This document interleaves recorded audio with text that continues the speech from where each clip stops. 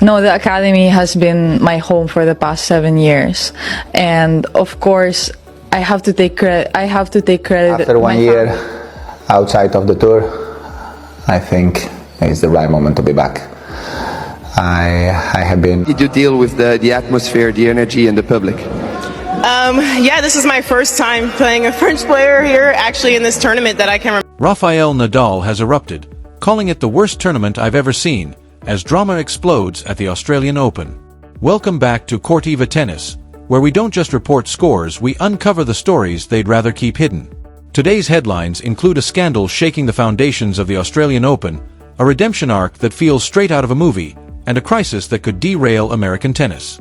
Nadal, the king of clay himself, has gone nuclear with a chilling 10-word warning that has the WTA scrambling, tournament officials in full damage control mode, and the tennis world fixated on one young woman, Alexandria. If you thought the drama ended when she was knocked out of Melbourne, think again, it was only the beginning.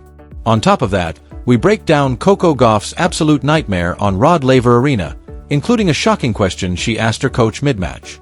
As the controversy dominates the back pages, it's clear these aren't the complaints of a frustrated fan, but the words of Rafael Nadal himself, spoken in the aftermath of Eala's heartbreaking first-round loss at the 2026 Australian Open, a defeat that officials tried to dismiss as just a tennis match. While officials claimed everything was business as usual, Rafael Nadal saw something entirely different. In a rare and forceful move from the legendary champion, Nadal stepped forward in fierce support of Eala, a proud graduate of the Rafa Nadal Academy, but this was far more than a simple message of encouragement. It was a direct accusation. Nadal publicly called out what he viewed as blatant discrimination in the tournament's organization, pointing to issues with accommodations, court assignments, and the overall treatment of rising stars compared to established elites. He delivered a blunt 10-word warning, "I've never seen a tournament this bad. Fix it now," prompting the WTA to quickly issue a clarification regarding the Australian Open's policies. When a 22-time Grand Slam champion speaks, the tennis world listens, and Nadal's intervention made it clear that Eala's loss wasn't just about forehands and backhands, but about an uneven playing field. Questions immediately followed. Was she relegated to a poorly lit backcourt? Was her scheduling unfair? Nadal clearly believed so, and his defense of the young Filipina star transformed her Australian Open exit into a rallying cry for fairness across the tour. While concerns over tournament conditions have simmered for years, having a figure of Nadal's stature openly challenge the Australian Open sent shockwaves through the tennis establishment, underscoring that this was no minor complaint from a mid-level player. This isn't about complaining over hotel rooms or practice court schedules, this is a living legend, a player who has won everything there is to win in tennis, declaring that standards have fallen so far that emerging talents are being systematically disadvantaged. The implications are massive, because if these claims are proven true, they could trigger a complete overhaul of how Grand Slam tournaments allocate resources and schedule matches for lower-seeded players. What makes Nadal's statement especially powerful is his history of rarely engaging in public criticism. Throughout his career, Rafa has been the consummate professional, someone who lets his racket do the talking.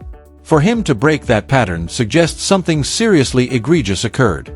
Industry insiders are already whispering that this may be just the tip of the iceberg, with other players potentially preparing to share their own experiences of unfair treatment at Melbourne Park.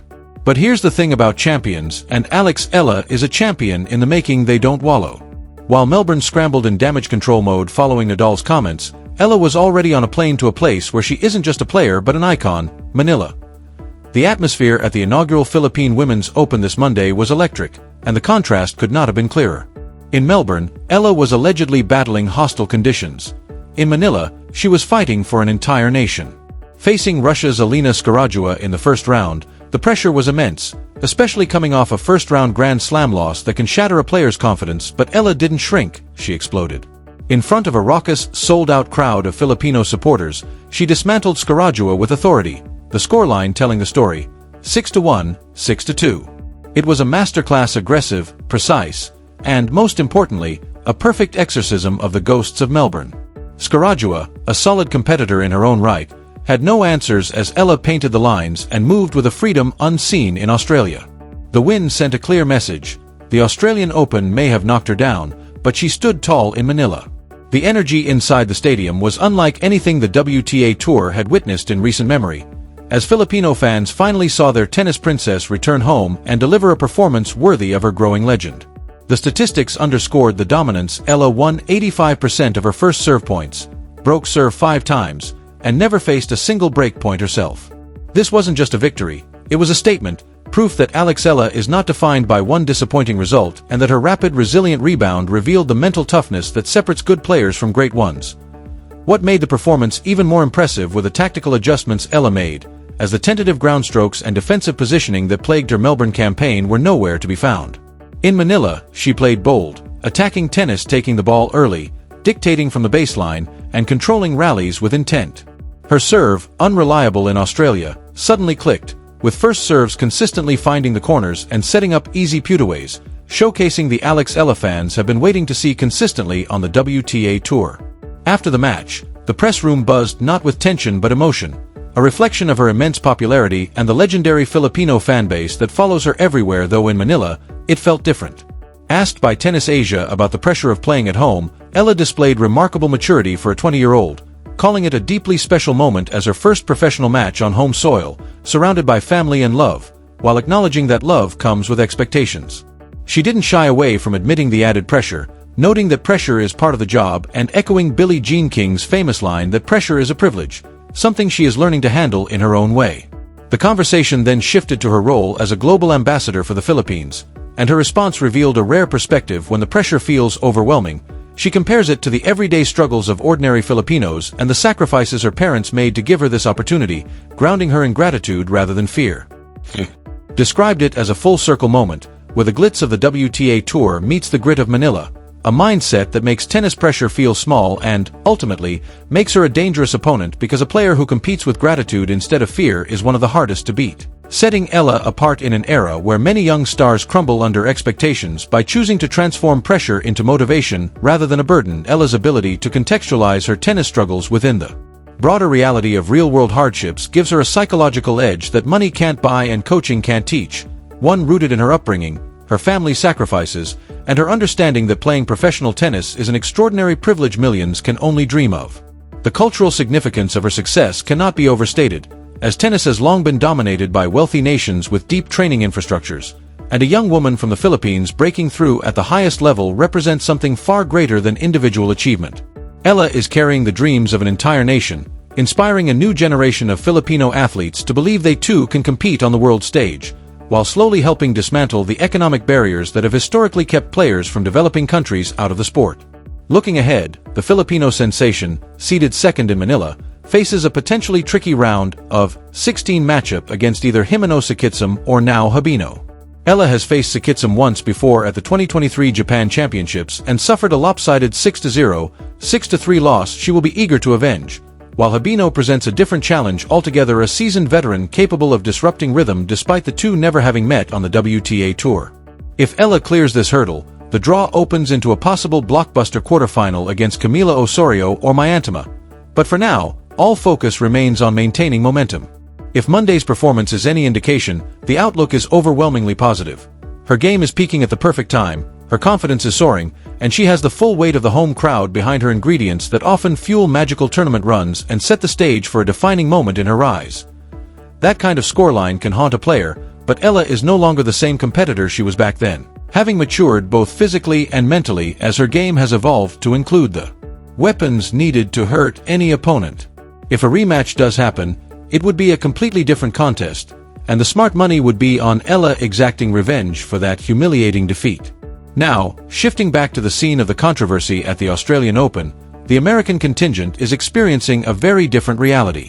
While Eala was finding her rhythm in Manila, Coco Gauff was losing hers in Melbourne, as her campaign came to a sudden and shocking halt on Tuesday against Elina Svitolina in what can only be described as a demolition. Gauff was overwhelmed 6-1, 6-2 in just 59 minutes, less than an hour, backed by brutal statistics that underline the collapse. She won only 41% of her first serve points, hit 5 double faults, and committed 26 unforced errors while managing just 3 winners in a Grand Slam match. Commentating on the match, Tim Henman didn't mince words, calling the performance shocking and difficult to watch, a sentiment echoed by fans who are accustomed to seeing Gauff as a relentless fighter capable of grinding out wins even on off days. This, however, was different, and the most alarming moment came during the match itself, when Gauff later revealed a troubling exchange with her coaching box, admitting she asked them, "Am I playing wrong?" A startling question from a Grand Slam champion on Rod Laver Arena. Her team advised her to aim for bigger targets and hit through the middle, but Gauff confessed it felt ineffective, describing the match as awkward and disjointed. While Caroline Wozniacki attempted to frame the loss as a learning experience, pointing out Gauff's youth at just 21, serious questions are now being raised about whether this was a technical flaw, a mental block, or something deeper. Svitolina is undoubtedly a formidable opponent, but the real concern lies not in the loss itself, but in how it unfolded. This wasn't a tight three-set battle or a tactical chess match, but a complete breakdown where nothing worked and Gauff appeared unable to adjust or problem-solve in real time, a worrying sign for a player crowned US Open champion and long heralded as the future of American tennis.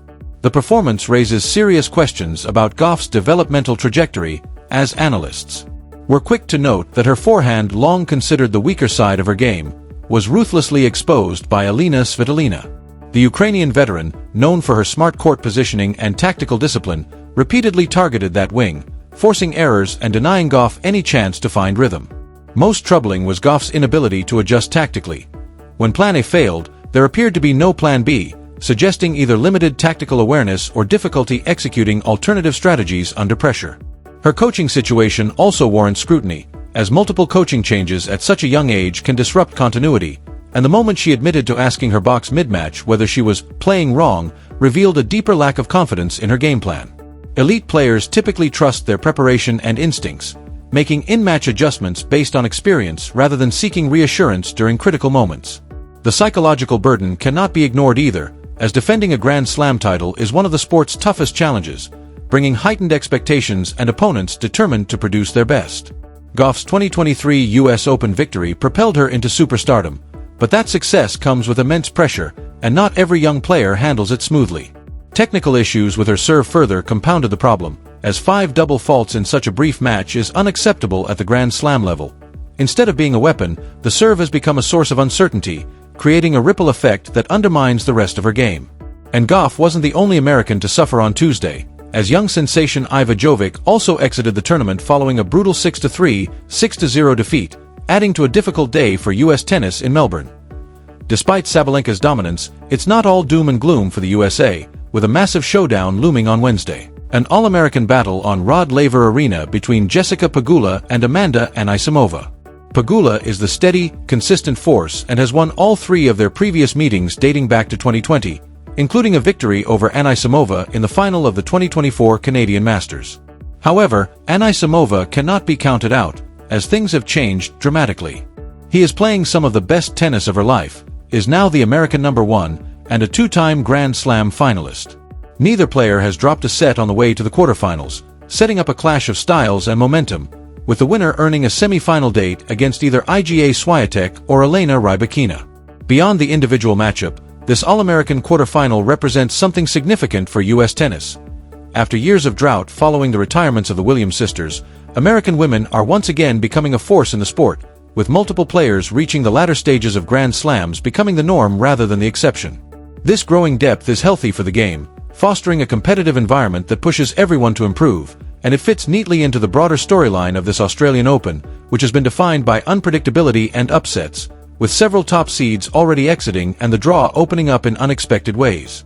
The early exits of top seeds have created opportunities for players who might not typically be expected to make deep runs, adding to an Australian Open marked by unpredictability. That is both exciting and unsettling.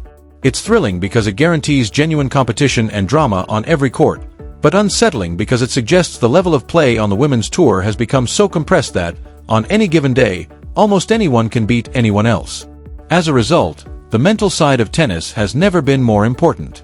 With in-match coaching now allowed and technology providing unprecedented levels of data and analysis, the physical gaps between players have narrowed considerably, leaving mental fortitude as the key differentiator between champions and the rest. The ability to execute under pressure and problem-solve in real time has become crucial, which is where players like Alex Eala, with a mature perspective on handling pressure, hold a significant advantage. Meanwhile, controversy surrounding tournament conditions sparked by Nadal's comments about Eala's treatment in Melbourne has reignited a long-standing issue in tennis: the stark divide between elite players and everyone else. The top 10 enjoy preferential treatment in practice times, courts, scheduling, and attention from organizers, a system that may make business sense but makes it harder for emerging talents to break through even when they can compete at the highest level. While reform is difficult because the current structure benefits established stars and maximizes revenue, Nadal's willingness to use his platform to advocate for fairer treatment of younger players is both commendable and potentially influential. If more top players join his call, tournaments may be forced to listen and implement change. Back home, the Filipino tennis community is following Eala's journey with immense pride, as sports heroes are rare in the Philippines, especially in individual sports like tennis that demand significant financial investment and infrastructure. Her success is inspiring a new generation to pick up a racket, driving increased enrollment at tennis academies and attracting greater sponsor investment, illustrating the powerful ripple effect of a true breakthrough star. She's building something bigger than herself, foundation for Filipino tennis that could last for decades. If she continues to improve and eventually breaks into the top 20 or even the top 10, the impact on her home country would be transformative, bringing more funding, better facilities, and real opportunities for young players who might otherwise never get the chance to pursue their tennis dreams. The contrast between Eala's triumphant homecoming and Gauff's Melbourne nightmare perfectly captures the emotional roller coaster of professional tennis. One week you're on top of the world, the next you're questioning everything about your game and wondering if you'll ever recapture that magic. The players who succeed long-term are those who can navigate these extreme swings without losing their core identity as competitors. Looking ahead to the rest of the season, both Eala and Gauff face critical junctures in their careers. For Eala, the challenge is whether she can translate her momentum in Manila into consistent success on the WTA Tour and the grind of week-in, week-out competition, staying healthy, and avoiding the injuries that derail so many promising careers. For Gauff, the question is whether this loss becomes a wake-up call that sparks necessary changes or the beginning of a more troubling downward trend. The tennis world is watching both closely. Eala represents hope, potential, and the democratization of a sport long dominated by wealthy nations, while Gauff represents the future of American tennis, a generational talent searching to rediscover the confidence and aggressive mindset that made her a Grand Slam champion. Their paths may not cross often given their current rankings, but symbolically they embody the two sides of the tennis journey he has sent and the struggle to stay at the top. Oh, there you have it.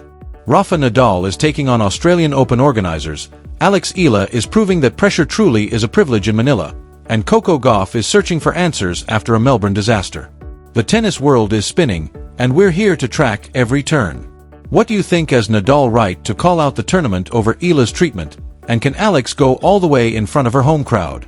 Let me know in the comments below. Read every single one.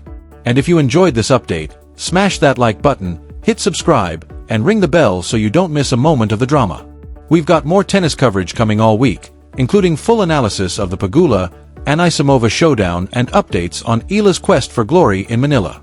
Until next time, keep your eye on the ball. After 1 year outside of the tour, I think it's the right moment to be back. I think for United tennis players, especially the juniors, I think it's a great opportunity to be exposed to this level and this small I think it's only normal that with the loss comes disappointment and being upset, but then again, it's another opportunity. I think I try to get as many 6-0s as possible because, we have Eala who's like, they have the bakery, so, I can have a mini one.